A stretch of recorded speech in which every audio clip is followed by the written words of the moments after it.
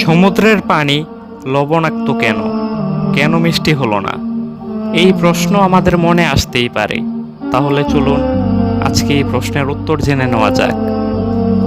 আপনি কখনো কি সমুদ্রের এক ফোঁটা পানি ভুল করে খেয়ে দেখেছেন? তীব্র নোনতা আর তেতো স্বাদে পুরো মুখটা কেমন যেন হয়ে যায়, তাই না? তেষ্টায় বুক ফেটে গেলেও সাগরের এই পানি আমরা এক ফোঁটাও পান করতে পারি না। কখনো কি সমুদ্রের পাড়ে দাঁড়িয়ে গভীরভাবে ভেবে দেখেছেন আল্লাহ তাআলা পৃথিবীর 3 ভাগ পানি কেন এমন তীব্র লবণাক্ত করে রাখলেন? কেন এটাকে আমাদের পানের যোগ্য মিষ্টি পানি বানালেন না? কারণ জানলে অবাক হবেন।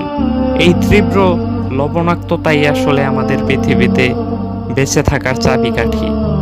সাগরের পানি যদি সাধারণ মিষ্টি পানি হতো, তবে কোটি কোটি জলজ প্রাণীর বর্জ্য আর সমুদ্রে পড়া যাবতীয় ময়লা আবর্জনার কারণে এত বিশাল জলরাশি পচে দুর্গন্ধ ছড়াতো। পুরো পৃথিবী একটা নরক কুণ্ডে পরিণত হতো। কোনো মানুষ বা প্রাণী পৃথিবীতে নিঃশ্বাস নিতে পারত না। সমুদ্রের এই অতি উচ্চ মাত্রার লবণই আসলে পুরো সাগরের পানিকে পচন থেকে বাঁচিয়ে রাখছে, প্রাকৃতিক অ্যান্টিসেপটিক হিসেবে কাজ করছে। সবচেয়ে অবিশ্বাস্য তথ্যটি কি জানেন? আমাদের মনে হতে পারে পৃথিবীর সিংহভাগ অক্সিজেন আসে বড় কোনো বন থেকে, যেমন অ্যামাজনের মতো বিশাল জঙ্গল থেকে। কিন্তু বিজ্ঞান বলছে আমাদের নেওয়া 10টি নিঃশ্বাসের 8টি নিঃশ্বাসের অক্সিজেনই আসে সমুদ্রের উপরিভাগে থাকা অত্যন্ত ক্ষুদ্র এক ধরনের উদ্ভিদ ফাইটোপ্লাঙ্কটন থেকে। সাগরের পানি লবণাক্ত না হলে এই ফাইটোপ্লাঙ্কটনগুলো বাঁচতে পারত না। তারা মারা গেলে সমুদ্রের সব মাছ ও প্রাণী মারা যেত এবং পুরো পৃথিবীর অক্সিজেন সরবরাহ বন্ধ হয়ে আমরা সবাই এক নিমিষেই দম আটকে মারা যেতাম।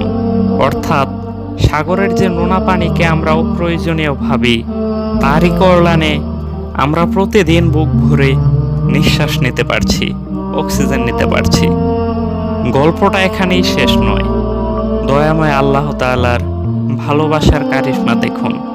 এই যে সাগরের তেতো নোনা পানি, একেই যখন আমাদের পানের জন্য মিষ্টি পানি বানানোর প্রয়োজন হয়, তখন প্রকৃতিতে চালু হয়ে যায় এক অলৌকিক ওয়াটার ফিল্টার। সূর্যের তাপে সাগরের পানি যখন বাষ্প হয়ে আকাশে ওড়ে, তখন রবের এক অদ্ভুত নিয়মে সব বিষাক্ত লবণ আর ক্ষতিকারক উপাদানগুলো আলাদা হয়ে কেবল খাঁটি বিশুদ্ধ ও পরিষ্কার পানিটুকুই বাষ্প হয়ে মেঘে পরিণত হয়। এরপর ল্যাবরেটরির সবচেয়ে আধুনিক ফিল্টারের চেয়েও নিখুঁতভাবে পৃথিবীর বিশুদ্ধতম পানি হয়ে তা পৃথিবীতে শান্তিময় বৃষ্টিরূপে ঝরে পড়ে। যে পানি লবণের জন্য মুখে নেওয়া যায় না, তাকেই আমাদের জন্য মিষ্টি পানি বানিয়ে দিলেন কে? আসলে প্রকৃতির এই জাদুকরী ভারসাম্য আমাদের মনে করিয়ে দেয় তিনিই আল্লাহ, যার দয়া আর কাজের কৌশল অত্যন্ত সূক্ষ্ম, গভীর এবং নিখুঁত, যিনি মানুষের চোখের আড়ালে অত্যন্ত গোপনে ও সূক্ষ্ম উপায়ে তার সৃষ্টির জন্য পরম অনুগ্রহের ব্যবস্থা করে রাখেন।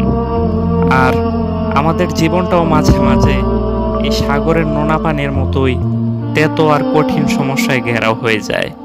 আমরা হতাশ হয়ে ভাবি আমার সাথেই কেন এমন হলো, কিন্তু আমরা জানি না আল্লাহর সুনিপুণ পরিকল্পনায় সেই কষ্টের ভেতরেই লুকিয়ে আছে আমাদের ভবিষ্যতের কোনো বড় কল্যাণ কিংবা নতুন কোনো সুসংবাদের বৃষ্টি।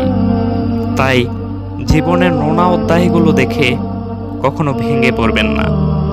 যিনি সাগরের নোনা জল ছেঁকে মেঘের মাধ্যমে মিষ্টি বৃষ্টির ধারা বর্ষণ করতে পারেন, তিনি আপনার জীবনের সমস্ত তিক্ততাকে ধুয়ে মুছে আনন্দের বৃষ্টিও নামাতে সক্ষম। শুধু প্রয়োজন একটুখানি ধৈর্য আর আল্লাহর পরিকল্পনার উপর অবিচল ভরসা রাখা, আর সেই সাথে নিজের সঠিক চেষ্টা চালিয়ে যাওয়া।